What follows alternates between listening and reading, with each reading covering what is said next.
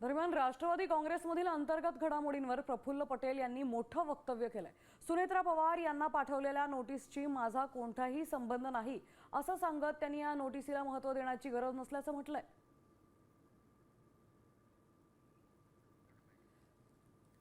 सुनेत्रा पवारांना नोटीस बजावल्याचा माझा संबंध नाही असं प्रफुल्ल पटेलांनी आता वक्तव्य केलेलं आहे।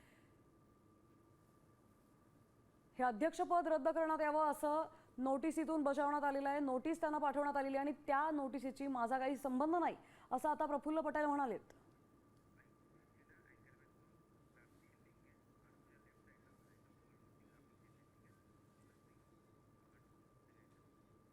पाहूयात आपण की प्रफुल्ल पटेलांनी नेमकी काय प्रतिक्रिया दिली आहे।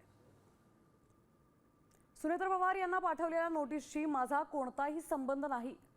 त्या नोटीसला फार महत्त्व देण्याचं कोणतंही कारण नाही। सुनेत्रा पवार यांची निवड पक्षाच्या घटनेनुसार झाली आहे। नोटीस आधी अनौपचारिक चर्चेत मी पक्षातील काही सुधारणेबाबत वैयक्तिक मतही मांडलं होतं, तर माझ्या त्या मताचा आणि नोटीसचा कोणताही संबंध नाही असं प्रफुल्ल पटेल म्हणालेत।